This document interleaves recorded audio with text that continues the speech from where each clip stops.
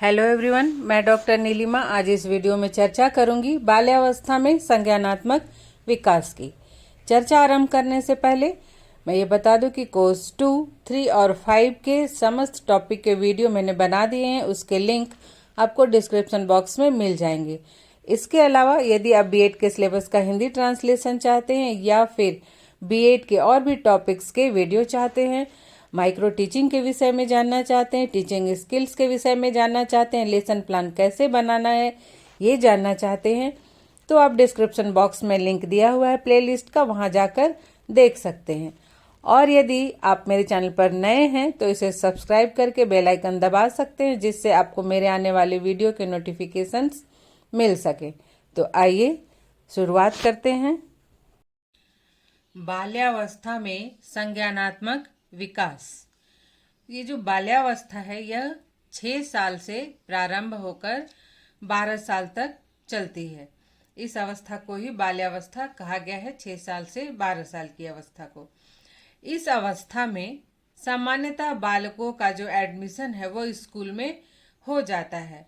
इस अवस्था में वे शिक्षकों और पुस्तकों, विद्यालय में अपने साथियों, साथ ही घर में भी अपने आसपास के वातावरण, अपने घर के आसपास के अपने दोस्तों सबसे प्रभावित होते हैं। उनका प्रभाव बालकों पर पड़ने लगता है, जिससे कि इस अवस्था में अर्थात बाल्य अवस्था में उनका संज्ञानात्मक विकास तीव्र गति से होता है।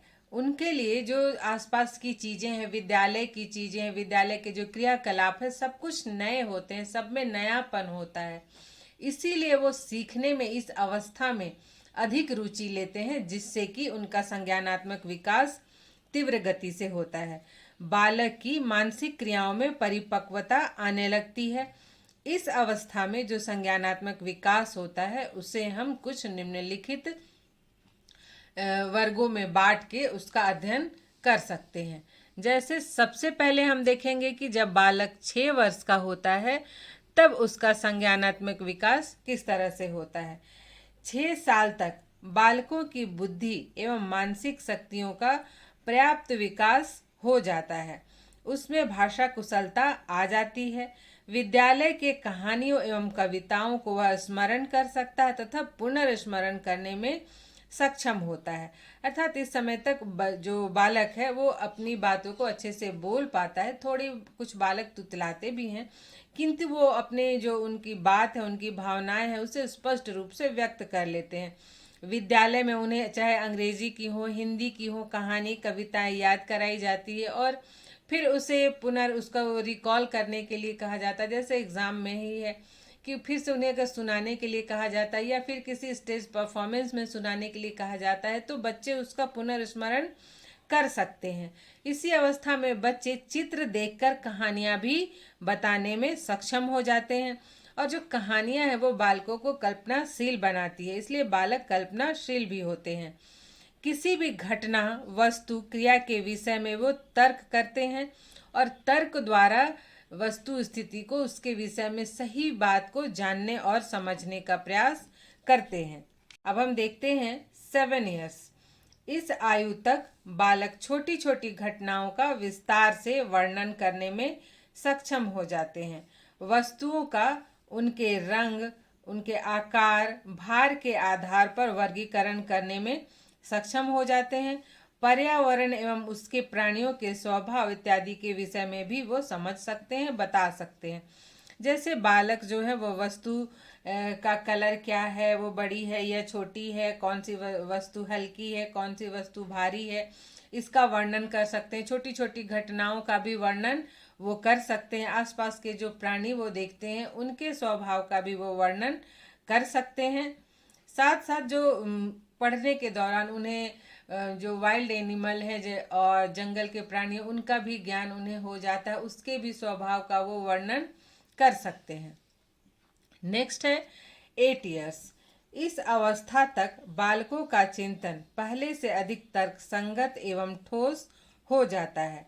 अब वे सामान्य समस्याओं को हल करने की क्षमता रखते हैं, अपने ध्यान को केंद्रित कर सकते हैं, झूठ सच की समझ उन्हें हो जाती है और पुरस्कार दंड को भी वो समझते हैं।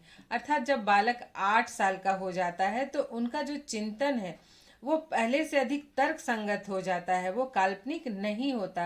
वो किसी भी विषय को या फिर किसी भी विषय से संबंधित जो चिंतन करता है वो तर्क संगत होता है, ठोस होता है, वो काल्पनिक नहीं होता है। और वो सामान्य समस्याओं को भी हल कर लेते हैं, क्या झूठ है क्या सच है ये वो समझ जाते हैं। जैसे बालकों को कभी उन्हें उनके माइंड को डाइवर्ट करने के लिए बचपन में झूठ बोलकर उनके माइंड को डाइवर्ट करने का प्रयास किया जाता था, पर अब जब वे 8 साल के हो जाते हैं वैसा नहीं किया जा सकता है। और पुरस्कार दंड को भी वो समझते हैं और पुरस्कार पाने के लिए वो किसी भी कार्य को करने के लिए मोटिवेट भी हो जाते हैं। नेक्स्ट है 9 वर्ष। इस समय बालक जीवन मृत्यु के विषय में समझने लगते हैं, जीवित एवं अजीवित का अंतर भी वो समझने लगते हैं। इन्हें रुपए पैसे जोड़ना घटाना, समय दिन तारीख महीना वर्ष आदि का ज्ञान हो जाता है। ये उल्टी गिनती तथा पुनरावृत्ति भी कर सकते हैं। मतलब इस समय जो बालक है उन्हें जीवित और अजीवित का स्पष्ट अंतर समझ में आ जाता है। इंसान के ही विषय में अगर कहा जाए तो कौन सा इंसान जीवित है और इंसान कैसे मरता है, मृत्यु क्यों होती है, इन सब का ज्ञान होता है। वे रुपए पैसे को समझते हैं, उन्हें जोड़ना घटाना भी समझ लेते हैं। ऋतुओं को, महीनों, वर्ष इत्यादि के विषय में वो अच्छे से उन्हें ज्ञान हो जाता है। वे उल्टी गिनती भी कर सकते हैं। नेक्स्ट है 10 ईयर्स। जब बच्चा 10 साल का होता है तो 10 वर्ष का बालक सही ढंग से क्रमबद्ध रूप से निरीक्षण और तार्किक चिंतन करने में सक्षम होता है। 9-10 साल की अवस्था तक बालक 1000 तक की संख्या का 1000 शब्द तक की संख्या का अर्थ भी समझने लगते हैं। जैसे उनका जो शब्द भंडार है वो बढ़ जाता है। वह तीव्र गति से बोलने लगता है। दैनिक जीवन के नियमित कार्यों को स्वयं करने में भी सफल हो जाता है। अब बड़ों को उनके पीछे लगना नहीं पड़ता, बल्कि वो अपने दैनिक जीवन के कार्य स्वयं करते हैं। नेक्स्ट है 11 ईयर्स, 11 वर्ष। 11 वर्ष की उम्र होने पर बालकों में काल्पनिक कथाओं एवं बेमेल चीजों में विश्वास कम होने लगता है। अर्थात जो उनकी कल्पनाशीलता है वो अब कम होने लगती है। अब वो जो वास्तविक चीज है, जो यथार्थ चीज है, उस पर विश्वास करते हैं। इनमें अपने कार्यों एवं उत्तरदायित्व के प्रति सजगता भी आ जाती है। अर्थात ये अपने कार्यों के प्रति सजग हो जाते हैं। जैसे उनका होमवर्क ही है, उनकी पढ़ाई लिखाई ही है, तो उसके प्रति वो सजग हो जाते हैं और अपने कार्य को सजगता से करते हैं। ये पढ़ने लिखने संबंधी कार्य स्वयं करने लगते हैं। ये गद्यांश का सारांश बता सकते हैं, वस्तुओं घटनाओं की तुलना कर सकते हैं, घटना के कारणों का वर्णन कर सकते हैं। नेक्स्ट है 12 ईयर्स। 12 साल में बालकों में योजना बनाकर काम करने की प्रवृत्ति विकसित हो जाती है। अर्थात जैसे पहले बालक जो थे वो अव्यवस्थित ढंग से काम करते थे, क्रमबद्ध तरीके से उनका जो कार्य होता था वो नहीं होता था, किंतु 12 वर्ष की आयु तक बालकों में प्लानिंग करके योजना बना के काम करने की प्रवृत्ति विकसित हो जाती है।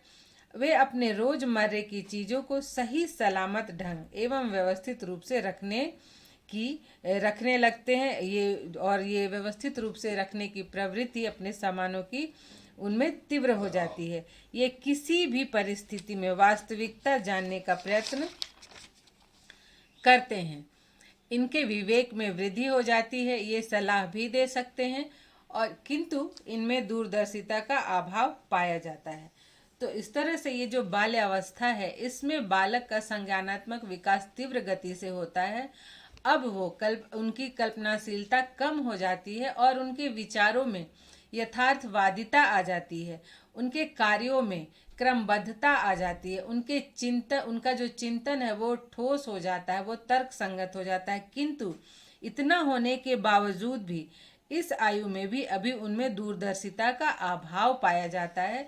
वो जो निर्णय लेते हैं वो दूरदर्शिता के आधार पर खरा नहीं होता, क्योंकि अभी उन्हें जीवन से संबंधित या जीवन की विभिन्न परिस्थितियों से संबंधित उनमें अनुभव का अभाव पाया जाता है।